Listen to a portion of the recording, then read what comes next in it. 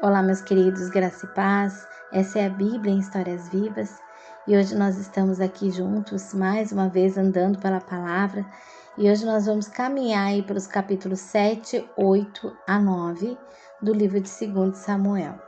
E nós seguimos aqui, agora entrando num dos momentos mais delicados e reveladores ali da caminhada de Davi. Aqui, mais do que um rei sendo estabelecido, nós vemos um coração sendo moldado. Vemos um homem que ama a Deus, que tem boas intenções, mas que precisa aprender que nem tudo o que é bom é o que Deus está pedindo naquele momento. Davi já estava estabelecido no reino. O Senhor havia lhe dado o descanso de seus inimigos.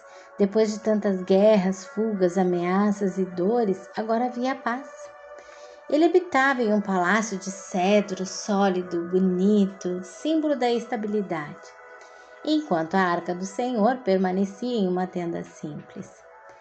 Aquilo incomodava o coração de Davi, não por orgulho, mas por zelo. Ele olha e pensa: como pode eu morar em um palácio enquanto a presença de Deus está em uma tenda?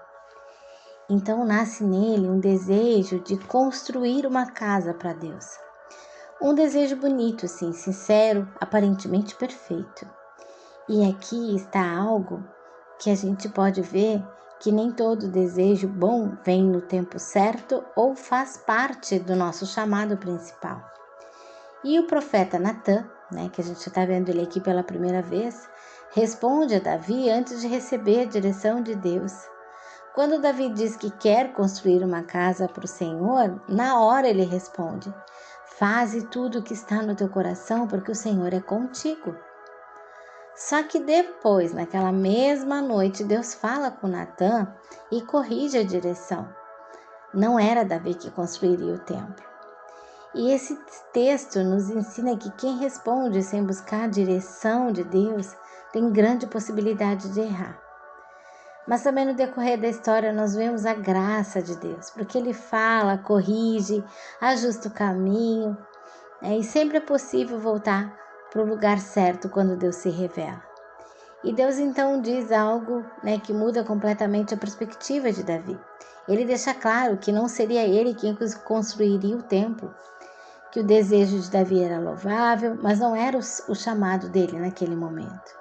Então Davi havia sido levantado para lutar as batalhas do Senhor, para conduzir o povo até um lugar de segurança, de estabilidade e de repouso na terra.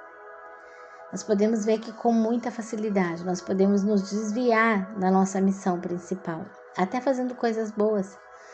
Podemos nos ocupar tanto com projetos, sonhos e até coisas para Deus que perdemos aquilo que Deus realmente nos chamou para viver.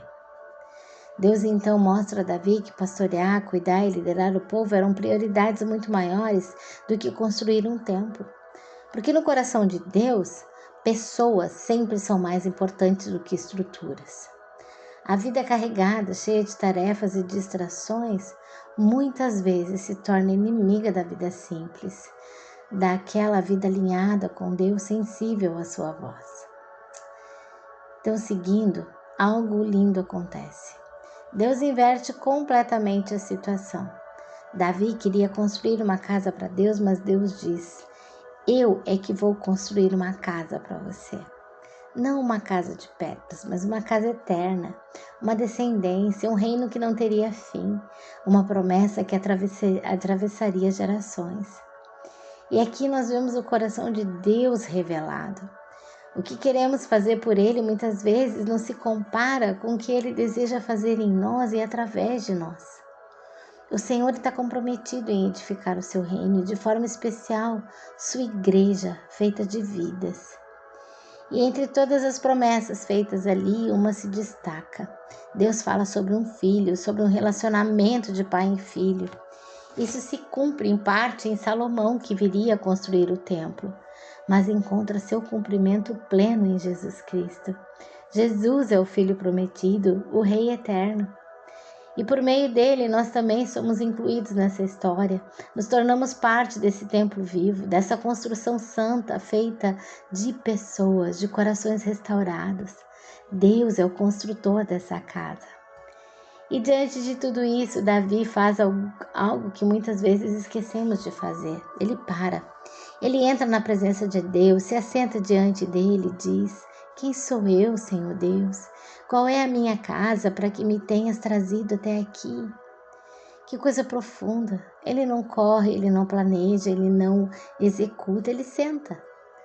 E isso nos confronta, porque estamos muito mais acostumados com a correria do que com a postura de quem senta aos pés para ouvir. Mas Deus não quer apenas ouvir um monólogo nosso, Ele quer relacionamento.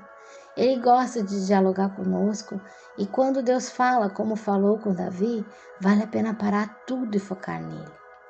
E no capítulo seguinte, vemos Davi avançando em batalhas e vencendo. Ele derrota filisteus, moabitas, sírios.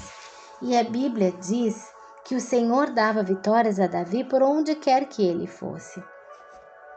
Davi se torna um rei forte, respeitado, estabelecido, mas sua força não está nele.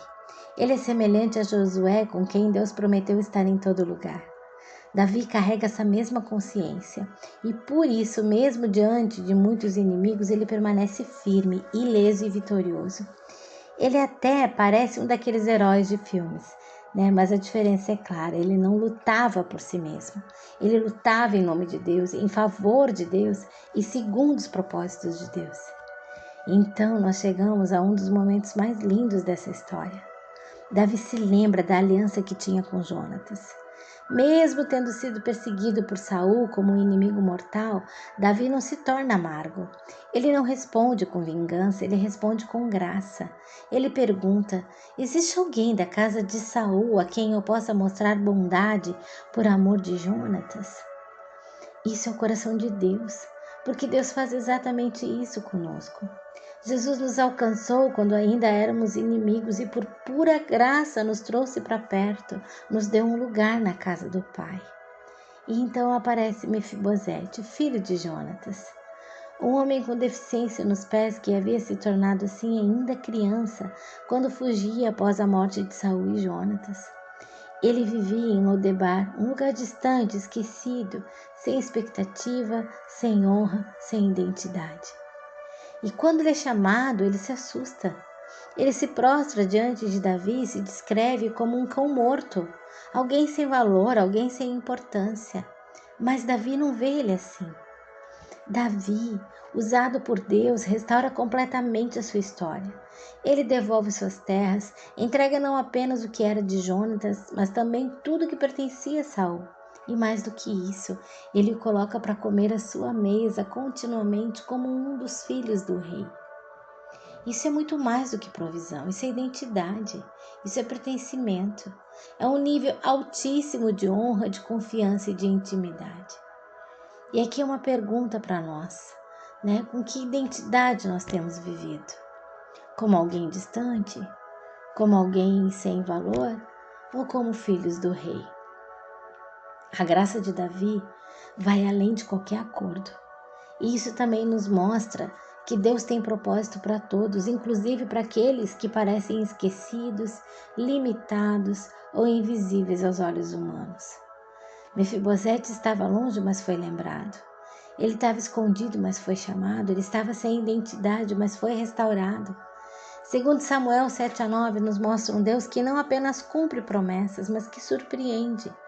Um Deus que não apenas aceita nossos planos, mas revela os dele. E um Davi que nos ensina a parar, ouvir, alinhar o coração e viver debaixo da graça. Essa é a Bíblia em Histórias Vivas. Que hoje nós possamos aí desacelerar, ouvir a voz de Deus, não nos desviar do nosso chamado principal e confiar naquilo que Ele está construindo, mesmo quando não entendemos tudo. E acima de tudo, que nunca esqueçamos quem nós somos. Nós somos filhos, filhos do Rei. Amém? Um grande abraço, até amanhã.